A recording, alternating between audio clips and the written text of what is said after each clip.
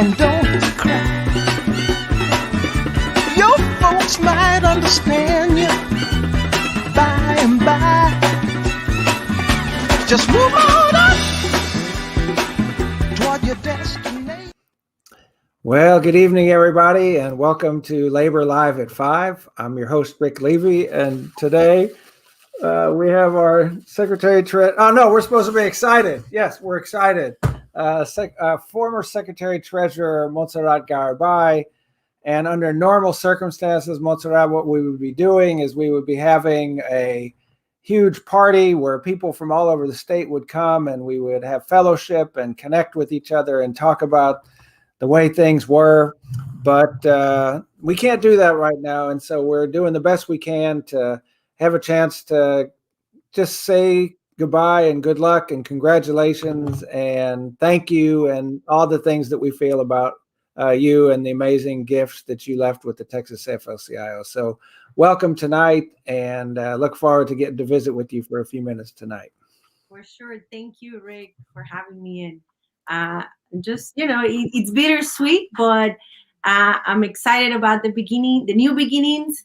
Definitely. So, just excited to say hi to everybody. There you go. So why don't we start at the beginning or start at the end? Tell us, what exactly are you going to be doing?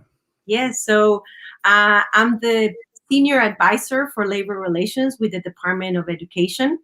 And what that means is that I'm going to be the liaison between the American Federation of Teachers and the National Education Association and Dr. Cardona, the Secretary of Education. So I'm going to utilize all the skills that I have learned for the past 16 years as a teacher with Education Austin, representing union members, and of course with the AFL-CIO. I'll have the opportunity to utilize all those skills in this new role. It's such a tribute, Montserrat, that President Biden would reach down to Texas. And I see some of our folks are organizing militias to keep the feds from coming and stealing you. But it is such a tribute to you, Montse, that they would recognize what you have to offer and the talents that you bring and reach all the way here to bring you up to do such an amazing, important job in D.C. That must feel kind of good. It's very exciting, Rick. I've always said that I really found my voice with the labor movement, and I really am hoping to take everything that I learned into having, fighting for public education, for teachers, for bilingual education, and it's exciting. Yes, I'll be honest. I'm still kind of like pinching myself, because it's unbelievable that this is taking place. So one of the things that I think is so amazing about it is just having gotten to know you over the last few years and knowing what your story is as a person, as a union activist, as a teacher, as an immigrant in this country, and that this job would come that is basically, it looks like it's tailor-made for you and what you bring. I mean, how your story and what you got from education in this country, and now to have a chance to have an impact for other people. Can you talk a little bit about what that journey is like right now, and given where you came from and where you're going? Yeah, it's pretty unbelievable. So, I always have in mind my first day of school at Marquison Middle School here in Austin 29 years ago when, my mother, my sister, and I arrived, and I didn't speak a word of English. But we were excited and hopeful to begin a new life here. And I had an amazing teacher, Mrs. Hernandez, who just opened the door for me and my sister. And she really was the one that inspired me to become a teacher. And then, of course, I went to UT, graduated from UT, and then I became a teacher. And the first thing I did was being a member of Education Austin. And throughout all my years of teaching, just really learning the importance of organizing and the importance of demanding what was right for the children, but also for teachers. And I remember when I filed my first grievance, I was really upset and really mad, and I called Education Austin, and they told me how to go about it, and we won that grievance. And it was like all of a sudden this knowledge and this light of like, oh, so this is how you get stuff done. And I fell in love with that, with the opportunity of changing lives and changing what was unjust, to make sure that teachers and classified employees were treated with dignity and respect. And from that point on, I was like, I want to know more. I want to get more involved. And, Education Austin, because it is a merged local, we're part of NEA and AFT. They reach out to me, they call me to go to different types of trainings. And I always said yes, Rick, because I wanted to know more. And I always wanted to build relationships with others. And it really opened the door for me to be more involved, but to be more vocal, and to change and help other educators and classified employees in the union. Yeah, and so now that's like your whole job. Yes. Yes, indeed. And so like, will there be any difference between the work that you do at the Department of Education and, like, for example, what Betsy DeVos was doing when she was the Department of Education secretary? I mean, do you see any departures in how you think things might run up there? I think things are going to be very different. And we really are going to listen to the experts, who are the teachers and the principals and the educators, and the families that know exactly what is good for public education. And I'm excited to be able to advocate for that and to really listen. You and I always joke around. Let me say, 2 ears and 1 mouth. I've been paying attention. Thank you. That's right. And that's going to be my job, right? Really listen, take all the information that we gather from the different unions, to Dr. Cardona, the Secretary of Education. So I'm excited to do that. And I'm excited to be able to really go back to reclaiming the promise of public education, because public education personally opened the doors for me to be who I am, but also really taught me the importance of democracy and the importance of being critical and analytical and asking all types of questions. And that is exactly what our public schools need right now. We need an educated student force where they can say, but why this, why that, and then be agents of change within that's exactly what we need right now. Yeah.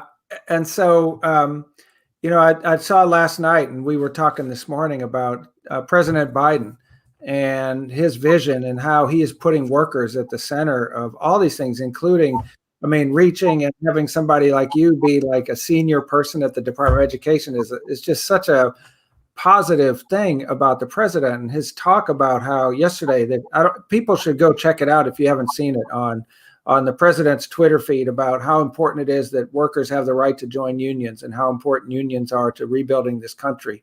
And just everything we see out of this administration is putting workers in the middle of it, including you going there to represent us. So that must feel pretty good. Yes, it's very exciting to have somebody in the White House that respects educators, that respects students. And Dr. Jill Biden, the fact that she has so much knowledge, that she is an educator herself, to be able to have that important voice in the White House, it's so exciting. And I'm just really looking forward to working and rolling up my sleeves and getting to work. All right, so we're talking about the future. That's great, but part of what we wanted to do was just take a stroll down memory lane a little bit and remember some of the things that we've done together while you're here. And I see people are putting a lot in the chat, comments about congratulations and remembering things about you. As we're talking, we're rolling some pictures that kind of touch on some of the stuff that you've done while you were here. That's pretty fun to look at. But like and also I'll just say, Montse, that I know I just want to say that I honored your request. This sweatshirt is not something I often wear, but I know that you and the staff often would want, for some reason, people drew comfort from it. So for your last event, I wanted to at least wear it once before the end. But anyway, as you look back in these pictures, what are some of the things that really stand out to you that you remember doing here?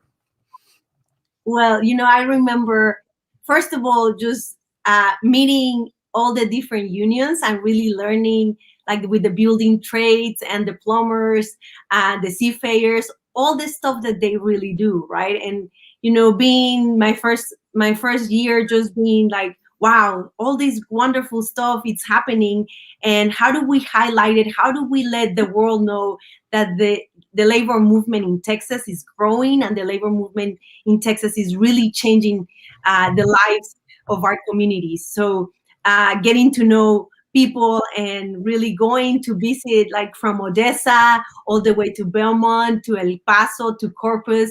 And yes, even though we're in different places, we're all hold this beautiful value of solidarity. And, that to me has been one of the most exciting and really things that I take to heart, because these union members are my sisters and brothers, and they have been so nice in opening the doors to my story, but also have really utilized.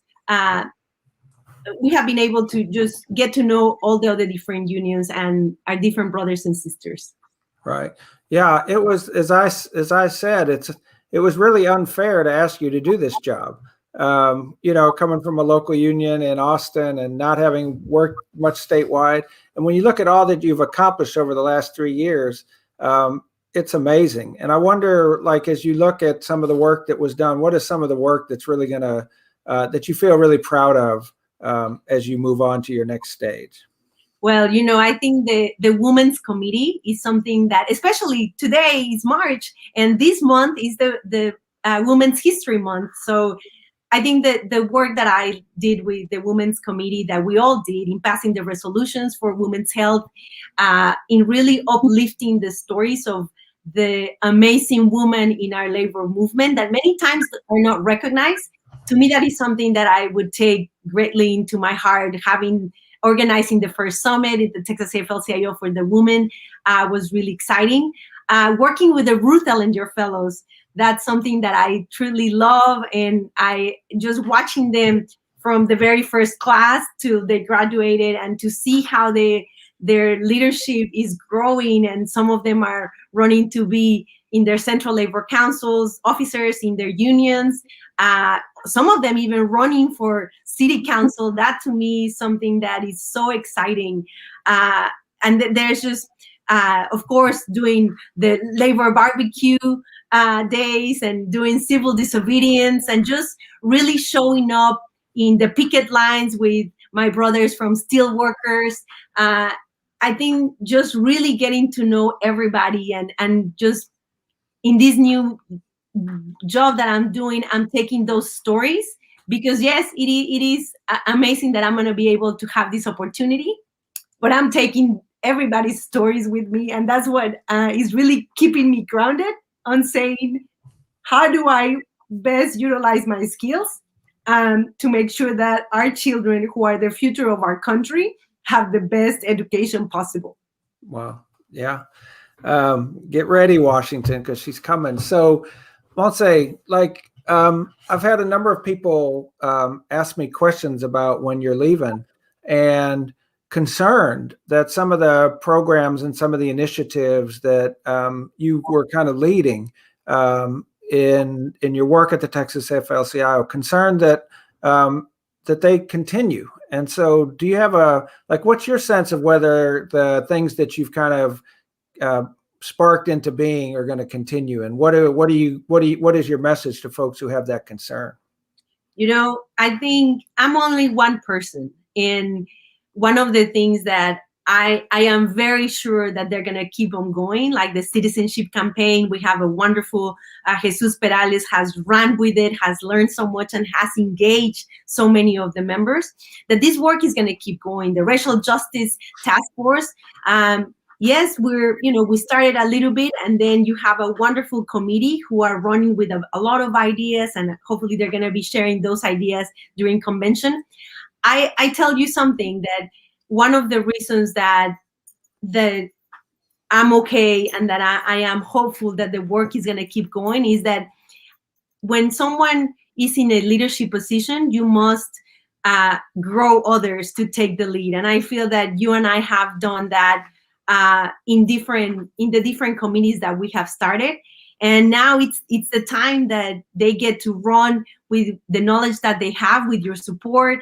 And these initiatives have to keep on going, because this is what the labor movement is about, right? That's something that we don't have a choice of saying, that's it, I'm not going to do anymore. No, we have to challenge each other and commit ourselves to keep the work going, not for me, but for everybody and the generations to come. Yeah, I'd say it's a real test, because I think that I think any good organizer, their main job is to make themselves irrelevant, right? By making sure that the work is done by the people who are most affected, and to give people the opportunities to do that. And so now, if the Women's Committee is important and has established some cool things, then the Women's Committee will step up and make sure that the work continues. And the same thing with the citizenship, and that hopefully we've done our work such that people feel ownership and feel ready to take that and run with it. But it's not anything that you could do on your own, and it's certainly not anything I could do.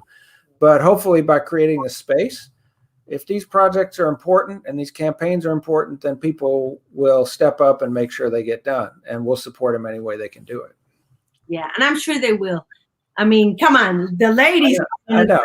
I'm sure they're gonna go for it, and all the other different campaigns as well. We have too much work to do, but we also have really amazing leaders who are willing to step up. They just need to be tapped into, right? And that's something that I really took into one of my duties, to see the different members and to tap into them and to build those relationships with them and to ask them. And I know they're probably going to be like, okay, no more text and calls from Montse.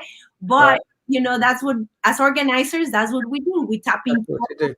So another thing that organizers do is they eat. So you ate a lot of different foods across Texas in the last 3 years. What are your favorites now? What do we need to make sure, like when you come back, we make sure we get you, or maybe we can even mail it? What are your favorite foods that you had a chance? Okay, well, we're going to talk about food. Okay.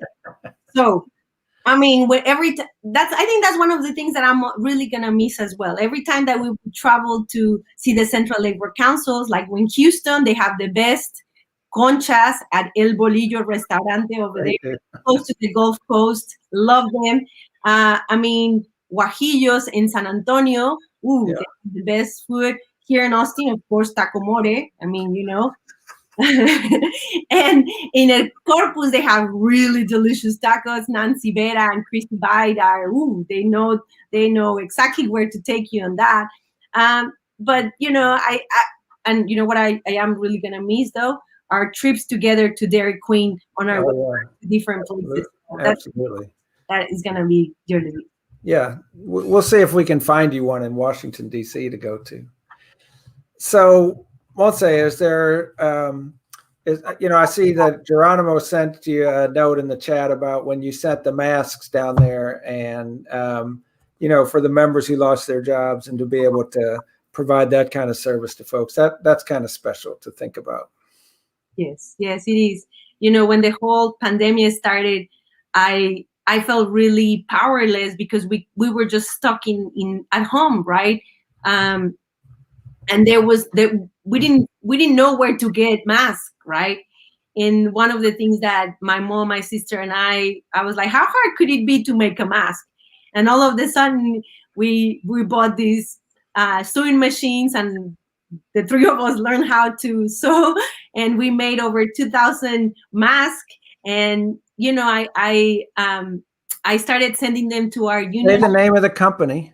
MCJ Productions masks. Okay. And to me, that was something that I was doing with my hands, and I was sharing with the people, my brothers and sisters. So I was very I felt like I was doing something with love and care for the people that I love. Yeah, and they obviously, from the comment, Geronimo felt that when you got those for your members. So that's a beautiful thing. And that's so much of the work that you did, Montse, was just taking your own hard work, your personal work, and sharing it with other people and lifting them up. So I think that's the thing that I'll be most remembering of your time here. And I guess I wonder, since it's you that's moving to another place, I guess you get the last word about what you want to say and what you want your message to be to the labor movement in Texas about as you move on. Rick, I want to say okay, something. Wait a second. All right, because we've been through this. I want to share so much, but I really want to take this time to thank you, Rick, because you have been an amazing friend, an amazing partner, and you have used your white privilege to uplift people like me, people that sometimes don't feel that they're welcome in the labor movement. And that is something that a leader does. And you have been a wonderful example of really doing that and taking sometimes a chance. But I hope that my work really show my appreciation for the work that you asked me to do. To all the members, I am deeply grateful for each and every one of you. Your stories have made me a better advocate, a better fighter for the working people of Texas. And I will take every one of your stories with me to DC, and I will fight like hell to make sure that we have a good public education for all the children and the educators as well. And I don't say goodbye. I say hasta la vista, hasta pronto. This is just for a few years, right? But I'm coming back to Texas because we have to make sure that we change Texas blue, and it might take a little longer. But I think one of the things that I really want to share with everybody is to make sure that roll up your sleeves, people, register people to vote, because all throughout history, when you read the books from John Lewis, from all the different activists, they did massive voter registrations throughout their whole communities, and that's how you get people to change. That's how you get people to vote. Even people that don't have documents, if they are able to share their stories and to embrace the importance of voting, we can do it. We can be, we can make big changes by doing that. So to everyone, to all the members, get to work. We have a lot to do. And I love you all. And I can't wait to see all the beautiful and amazing things y'all are going to do. And I'll be behind cheering. And when I'm back, I'm going to work really hard as well. But for now, is hasta pronto. I love you all. And thank you for all your love and kindness in my 3 years. I'll say I lied, actually, because I said you had the last word, but now I have to say something after hearing that. And that is that, like, one of the joys for me was getting to work with you every day and seeing, number one, how hard you worked.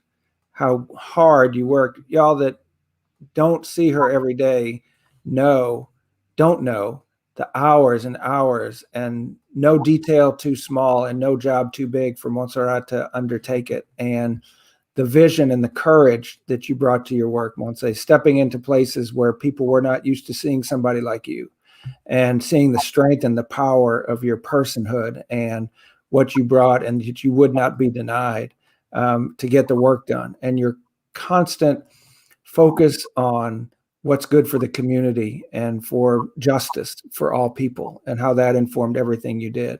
And what was really gratifying to me was, as you started to tell people that you were going to be leaving, just to see people's reactions and how clear it was that you've touched so many people, and how people saw themselves in you and in being a leader in a way that they never would have had you not undertaken this challenge and done it, and the love that people have for you and what you brought to it. And just getting to be a spectator and getting to just see that was one of the real joys of my work. And so I just want to thank you for that. I think there's one question, though, that I think that a lot of people have had concerned about, and that is that, in your new position, I think that they're putting some limits on your ability to be on Twitter, and you've always said that if it's not on Twitter, it didn't happen. So how will we know if something happens now? And are you going to be okay? Do you need support to work through a Twitterless universe? Well, it's gonna be different. It's gonna be because there's only so much I can say. Right. But do know that you follow me, okay? We'll figure it out, huh? We'll figure it out. Yes, I'm also on Instagram, and Okay. The work will keep going. Okay. And maybe I know I always say if it's not on Twitter, it didn't happen. Right. But it's it's a working process. Right? Okay. Well, Montserrat, just love you so much, and I'm so proud of you, and just cannot wait to see the next chapter.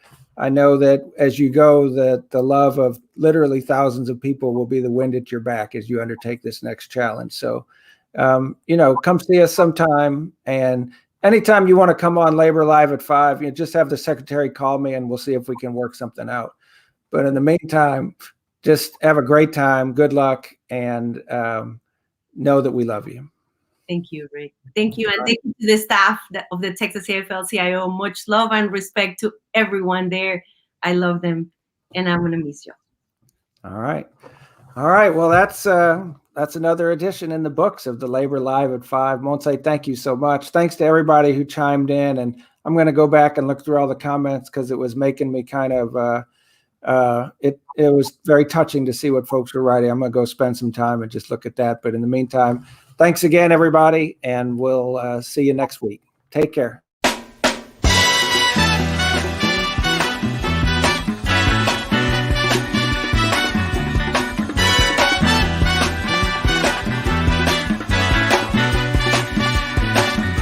Hush now, child.